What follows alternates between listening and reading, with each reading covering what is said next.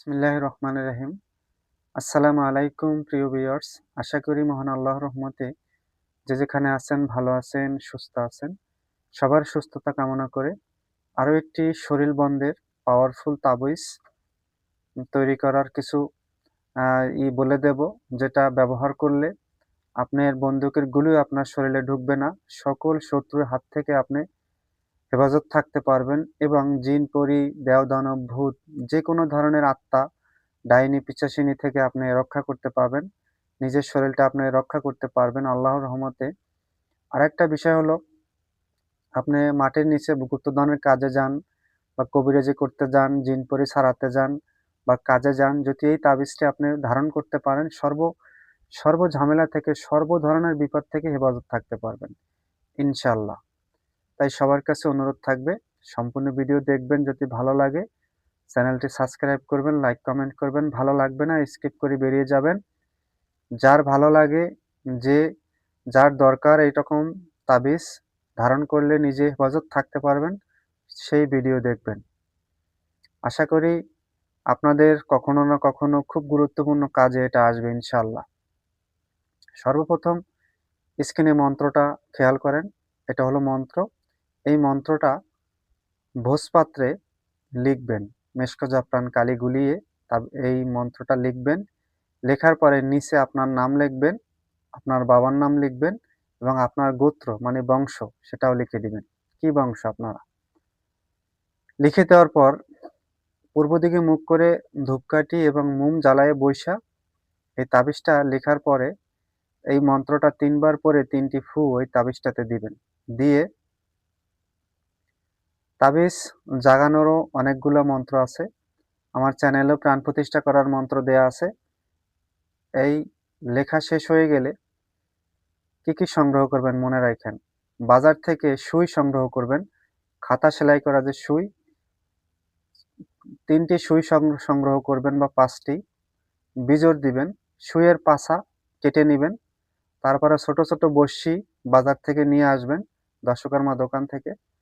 তারপরে মনে করেন ইন্দ্রজাল, মায়াজাল, ব্রহ্মাজাল, মাতা কালীর জাল, এগুলো সংগ্রহ করে একটু একটু কেটে তাবিজের ভিতরে ভরে দিবেন। এটা দেখতেছেন একটি মাদলি। এই মাদলিটা একটু ছোট, এর চাইতে বড় সাইজের আপনার যে হাতের এই যে কর, এই করের চেয়ে একটু বড় মাদলিটা বানাবেন, মোটা দেখা স্বর্ণকারের দোকান থেকে। বাজার থেকে সুই কিনে নিয়ে আসবেন। সুইয়ের পাছা দিবেন, ৪টা হোক ৫টা হোক সুইয়ের পাছা দিবেন। ৩টা ৪টা বড়শি দিবেন। তারপরে নদী, যেখানে নদী আছে সেখানে নদীর কাছে যাবেন। যেখানে নদীতে স্রোত আছে পানি, যেখানে নদীর কাছে যাবেন, গিয়ে নদীকে সালাম দিবেন। যে ধর্মেরই হন নদীকে সালাম দিবেন। দিয়ে নদী যেখানে ঢেউ ঢেউ খেলে দেখবেন ওখানে বালু চিকচিক করে, সেখান থেকে একটু বালু নিয়ে আসবেন। এই মাদলিতে একটু বালু দিবেন। তারপরে বট যে গাছ, বট গাছ, বড় যে পাতাটা বট গাছের যে ঝুরি নামে, বট কিন্তু একটাই দেখবেন বট গাছ। বট গাছের ঝুরি, বট গাছের যে ঝুরিগুলা নামে, শনিবার দিন বটগাছের কাছে যাবেন। গিয়ে দুইটা ধূপকাঠি, একটি মোম ধরাই দিবেন। ধরাইয়া গাছটার উপরে হাতটা রেখে বলবেন, হে বৃক্ষ, আমি আমার শরীর বন্ধ করার জন্য তোমার শিকার নিতে আগামী দিন রবিবার আসব। দয়া করে আমার এই কাজের জন্য তোমার শিকার আমাকে দান করবে। এটা বলে চলে আসবেন। শনিবার দিন গিয়ে দাঁত জাগানো মন্ত্র বলে এতটুকুই বললে হবে, জাগ জাগ জাগিস, যেই কাজে লাগাই সেই কাজে লাগিস। ৩ বার বলে ৩টি ফু দিলেন। অথবা বিসমিল্লাহির রহমান রাহিম, জংলার গাছ তুই জংলায় থাক, যে কাজে লাগাই তুই সেই কাজে লাগ, সত্যযুগের গাছ তুমি কলিকালে জাগো। এটাও ৩ বার বলে আপনি গাছ জাগাতে পারবেন। ২টার মন্ত্র যেটা আপনার ভালো লাগে সেটা বলে গাছটি জাগাইয়া ওই শিকার আপনি বটের ঝুরিগুলো উপর থেকে নামে ওই ঝুরি নিয়ে আসবেন। তারপরে দুপলা ঘাস, মাটিতে দেখবেন দুপলা ঘাস হয়, দুপলা গাছের শিকড়।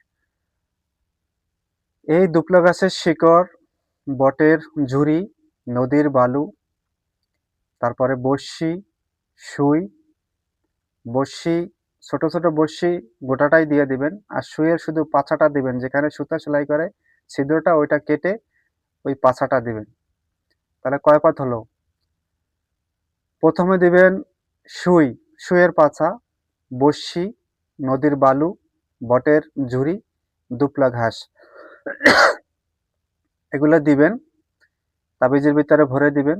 দিয়ে মন্ত্রটা তো ভোজপাত্রে লিখবেন, লিখে মন্ত্রটা ৩ বার করে ৩টি ফু দিবেন।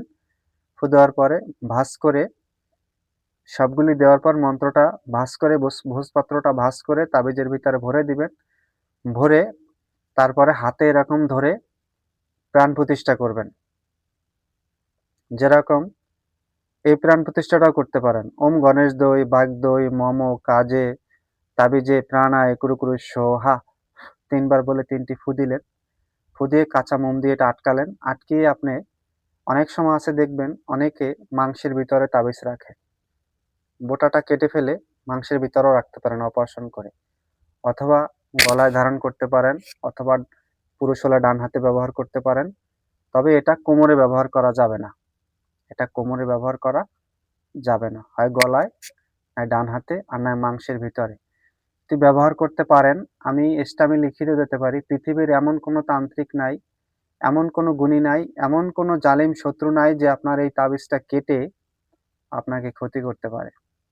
এবং যে কোনো ধরনের ভূত পেতনি, জিন, পরি, দেও, দানব থেকে আপনি সর্বদা হেফাজত থাকতে পারবেন।